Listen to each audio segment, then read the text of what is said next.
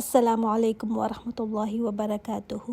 رب اشرح لی صدری ویسر لی امری واحلل عقدۃ من لسانی یفقہوا قولی۔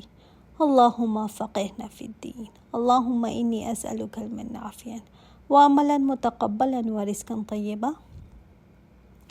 بہت ہی خوبصورت سورہ الرحمن کو دیکھتے ہیں۔ آپ نوٹ کریں گے اس سورت میں کہ جوڑے جوڑے آئے ہیں، دو چیزوں کی بات کی گئی ہے۔ ایک چیز صرف اکیلی جو آئی ہے وہ ہے اللہ تعالیٰ کا نام الرحمن۔ دیکھتے ہیں آیت کو۔ بسم اللہ الرحمن الرحیم۔ الرحمن، رحمان اللہ تعالیٰ کا یہ اس کا ذاتی نام بھی ہے اور صفاتی نام بھی ہے۔ اللہ تعالیٰ کے جتنے نام بھی ہم پڑھتے ہیں، چاہے ذوالجلال والاکرام ہے، الحی القیوم ہے، رحیم ہے، کریم ہے، سب اللہ تعالیٰ کے یہ صفاتی نام ہے۔ اللہ تعالیٰ کی ذاتی نام صرف دو ہیں، ایک اللہ اور ایک الرحمن۔ یہ بات یاد رکھیے گا۔ اسی وجہ سے ہم کسی اور کا نام رحمان نہیں رکھ سکتے۔ رحیم رکھ سکتے ہیں، رحمان نہیں رکھ سکتے۔ کیا فرق ہے رحمان اور رحیم میں؟ رحمان جو ہے وہ اللہ تعالیٰ کی نیچر ہے، رحیم اس کا ایکشن ہے۔ رحیم کوئی انسان بھی ہو سکتا ہے، رحم کا ایکشن کر سکتا ہے، لیکن ذات میں یہ صفت ہونا کہ رحم کیا جائے وہ صرف رحمان ہی ہو سکتا ہے، جو بے غرض بغیر کسی بدلے کے رحم کرے اور ہر ایک پر رحم کرے۔ انسان ہم جب رحم کرتے ہیں نا تو کسی غرض سے کرتے ہیں نا، چاہے تعریف مل رہی ہو، چاہے آخرت کا ثواب نیت ہو، کوئی نہ کوئی غرض ہوتی ہے نا، بغیر کسی بدلے کے ہم نہیں کرتے۔ کوئی نہ کوئی بدلہ چاہیے ہوتا ہے، لیکن اس کو نہ تو کوئی بدلہ دے سکتا ہے اور نہ اس کو بدلہ چاہیے، وہ بغیر اس کے رحم کرتا ہے۔ وہ تو الرحمن ہے۔ الرحمن اللہ تعالیٰ کی صفت بھی ہے اور اس کا نام بھی ہے۔ اللہ تعالیٰ نے اپنے نام میں جہاں جہاں اللہ آتا ہے اس کی جگہ الرحمن بھی استعمال فرمایا ہے۔ اچھا، اللہ تعالیٰ کے جو صفاتی نام ہیں وہ نام انسان بھی رکھ سکتے ہیں، مثلا رحیم، عبد الرحیم بھی رکھ سکتے ہیں، رؤوف بھی رکھ سکتے ہیں، لیکن ہمیں یہ پتہ ہونا چاہیے کہ جب اللہ تعالیٰ کے لیے نام آتے ہیں تو اس جیسا کوئی نہیں ہو سکتا۔ اب یہاں آیت میں کہا گیا ہے الرحمن۔ پوری سورت کا جو تھیم ہے اس ایک آیت میں کہ اللہ تعالیٰ الرحمن ہے۔ وہ رحمان کون ہے؟ جیسے عرب لوگ کہا کرتے تھے کہ ہم اللہ تو جانتے ہیں، ہمیں نہیں پتہ رحمان کون ہے۔ تو جانتے ہو کہ وہ رحمان کون ہے؟ جس نے تمہیں پیدا کیا، یہ سب بنا ڈالا۔ تو آگے جو ایچ اور ایوری آیت آئے گی نا، وہ بیک لنک کرے گی الرحمن کے ساتھ۔ ساری آیات واپس جا کر الرحمن کے ساتھ جڑتی ہے۔ اب یہ صورت یونیک ہے کیونکہ اس کی شروعات اللہ تعالیٰ کے بابرکت نام الرحمن سے ہوتی ہے۔ بہت برکت والا یہ نام ہے۔ اچھا، پھر فَبِأَيِّ آلَاءِ رَبِّكُمَا تُكَذِّبَانِ بار بار اس صورت میں ریپیٹ ہوا ہے، 31 ٹائمز آیا ہے یہ۔ رحمان کا جو روٹ ہے وہ راحمیم، رحم کیا ہوتا ہے؟ عورت کا جو وومب ہے جس میں بچہ ہوتا ہے، اس کو بھی کہتے ہیں نا رحم۔ اردو میں بھی ہم رحم مادر کہتے ہیں نا۔ اب آپ دیکھیں رحم میں ہوتا کیا ہے۔ بچے کو ہر طرح سے نگہداشت ہو رہی ہوتی ہے۔ ماں اور بچے کا تعلق اسی رحم کے ذریعے ہے نا۔ بچے کو نہیں پتہ کہ مجھے کون کھلا رہا ہے، کون پلا رہا ہے، کون میری حفاظت کر رہا ہے، بس وہ اندر ہے۔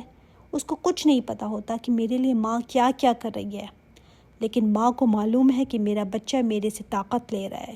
ماں کے جسم سے بچے کو مل رہا ہوتا ہے نا، تو اس لیے وہ اچھا کھاتی بھی ہے، پیتی بھی ہے، پھر وہ ہر طرح سے اس کو پروٹیکٹ بھی کرتی ہے کہ میرے بچے کو کچھ ہو نہ جائے۔ یہ ہے رحم۔ بچے نے نہ جانا، نہ پہچانا، نہ محبت اس نے سیکھی، لیکن ماں ہر طرح سے اس کے سروائیول کا انتظام کرتی ہے، اس کو کیری ہی ماں کرتی ہے۔ اب ہم جب اپنی زبان میں رحم بولتے ہیں کہ کسی پر رحم کیا، جیسے کوئی مجرم ہے، اس کو اگر سزا ملنی تھی لیکن کسی نے رحم کھا لیا تو یہ رحم ہو گیا۔ نہیں، ہم نے اس سینس میں رحم کو نہیں لینا، بلکہ رحم کو ہمیں اس طرح سمجھنا ہے جیسے میں آپ کو بتا رہی ہوں کہ ماں کے اندر بچہ ہے، ماں کس طرح سے اس کو پروٹیکٹ کر رہی ہے، کس طرح اس کا خیال رکھتی ہے۔ یہ نہیں کہ وہ کوئی سزا ڈیزرو کر رہا تھا یا کوئی عذاب ڈیزرو کر رہا تھا تو کسی نے رحم کھا لیا۔ یہ طرز ہے، طرز ڈیفرنٹ چیز ہے رحم سے۔ ماں جو بچے کو دے رہی ہے بغیر کسی معاوضے کے، بغیر کسی ریٹرن کے، یہ رحم ہے۔ اس میں شفقت بھی ہے، رحمت، سیکیورٹی، سیفٹی، نرمی، پروٹیکشن سب بن مانگے مل رہا ہے۔ اس سے رحم کو سمجھیں کہ یہ ہوتا کیا ہے۔ اللہ تعالیٰ کی رحمت جب وہ انسان کو نعمتیں دیتا ہے بغیر انسان کے مانگے ہوئے، بغیر انسان کے کسی محنت کے، بغیر کسی ریٹرن کے، بغیر اس کے کہ انسان پہچانے اپنے رب کو، مانے اپنے رب کو، اس کے بغیر انسان کو دیے چلا جا رہا ہے، وہ ہے الرحمن۔ تو سبحان اللہ، اب یہ نام پڑھے نا تو سمجھ آ جانی چاہیے کہ رحم ہے کیا، اور پوری طرح سے کسی کو بھی سنبھال لینا، اس کی ٹیک کیئر کرنا، اس کے لیے آسانیاں کرنا، اس کے لیے نرم ہونا۔ تو جب اللہ تعالیٰ خود کو الرحمن کہتا ہے نا تو آٹومیٹکلی اس کا مطلب ہے کہ وہ بہت زیادہ محبت کرتا ہے، بہت زیادہ شفقت کرتا ہے، بہت ٹیک کیئر کرتا ہے، بہت پروٹیکٹ کرتا ہے۔ وہ اٹھا کر پھینک نہیں دیتا انسان کو، بلکہ معاملات کی نگہداشت کرتا ہے اور بہت نرمی سے کرتا ہے۔ وہ تمہیں چھوڑ نہیں دیتا۔ الرحمن میں بہت انٹینسٹی ہے، راحم نہیں ہے۔ راحم کیا؟ رحم کرنے والا۔ الرحمن میں بہت زیادہ ایگزیجریشن ہے اس کے اندر۔ مثلاً کوئی کہے نا مجھے بہت بھوک لگی ہے، اور کوئی کہے مجھے ایسی بھوک لگی ہے کہ بس میں مرنے کے قریب ہوں، اب یہ بھوک کی شدت ہو گئی نا۔ یا کوئی کہے مجھے ایسی پیاس لگی ہے کہ بس میری جان نکلنے والی ہے۔ اسی طرح رحم میں بھی ایکسیسو رحم، اس قدر رحم کرنے والا، رحم کی انتہا۔ ایک ہوتا ہے نا رحم کرنے والا، اس کی بھی انتہا کہ وہ اس وقت بھی رحم کر رہا ہے، جب ہم بیٹھے ہوئے ہیں کچھ کر رہے ہیں اس وقت بھی اس کا رحم ہے ہم پر، یعنی آل دی ٹائم وہ رحم کر رہا ہے۔ کوئی ایسا وقت نہیں کہ وہ اپنی رحم کی چادر اٹھا لے۔ انسان ہر وقت ہی اس کے رحم کے اندر ہے، لیکن انسان کسی سچویشن میں پڑ کر نا یہ بھول جاتا ہے کہ میں اللہ کے رحم کے اندر ہوں، یعنی اس کی رحمت کے سائے میں ہوں میں۔ انسان کو پرابلمز تو نظر آتے ہیں لیکن اس کی رحمت نظر نہیں آتی کہ وہ اس وقت بھی مجھ پر رحم کر رہا ہے۔ پتہ نہیں کس کس پرابلم سے اس نے مجھے بچایا ہوا ہے، اس سے بھی زیادہ میں پرابلم میں ہو سکتی تھی، پتہ نہیں اس نے کس کس مجھے مصیبت سے نجات دی ہوئی ہے۔ ماں بھی ویسے رحم نہیں کر سکتی جیسے اللہ تعالیٰ الرحمن کرتا ہے۔ یہ ماں کی مثال تو صرف آپ کو سمجھانے کے لیے بتائی ہے، ورنہ وہ ماں الرحمن ہو ہی نہیں سکتی۔ الرحمن صرف اللہ کے لیے ہے۔ اس کے بعد کتنی محبت اور کتنا پیار آتا ہے نا اس رب پر جو الرحمن ہے ہمارے لیے۔ اس نے اپنے عرش پر لکھا ہے کہ میری رحمت میرے غضب پر غالب ہے۔ اللہ اکبر، اس کا غضب بھی ہے مگر وہ غضبان نہیں ہے۔ آپ نے کبھی نہیں سنا ہوگا اس کے نام میں غضبان کہ وہ بہت زیادہ غصہ کرنے والا ہے، ہاں لیکن الرحمن سنا ہے آپ نے، تو اس نام سے اس کو پکارا کریں۔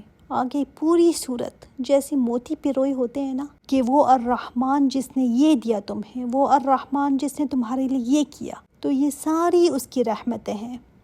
پہلی رحمت کو دیکھتے ہیں آپ، علم القرآن، اس نے سکھایا قرآن، تعلیم دی اس نے قرآن کی تم کو۔ نزل القرآن نہیں فرمایا، انزل القرآن نہیں فرمایا، علم القرآن، صرف نازل نہیں کیا بلکہ سکھایا تم کو قرآن، سکھایا ہے اس نے۔ اور سبحان اللہ، گائیڈنس کا سامان اس کی بات پہلے کی گئی، بعد میں فرمایا خلق الانسان۔ اب ہم سوچیں نا انسان پہلے پیدا ہوگا تو پھر ہی اس کو گائیڈنس ملے گی، وہ گائیڈنس تبھی لے گا نا جب پیدا ہوگا۔ نہیں، گائیڈنس کی بات پہلے کی گئی، ہدایت کا سامان پہلے آ گیا تھا، پیدائش انسان کی بعد میں آئی۔ یہ کیوں؟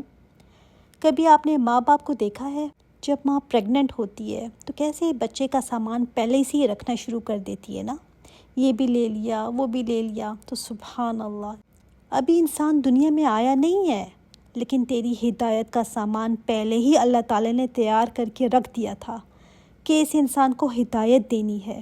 جیسے ماں باپ سامان اکٹھا کرتے ہیں نا بچے کے پیدا ہونے سے پہلے، اللہ تعالیٰ نے انسان کے پیدا ہونے سے پہلے اس کے لیے ہدایت کا سامان رکھ دیا، کیونکہ انسان ہی نہیں جب تک کہ وہ قرآن سے ہدایت نہ لے لے، ورنہ تو وہ جانور جیسی زندگی گزارتا ہے، انسانوں والی نہیں۔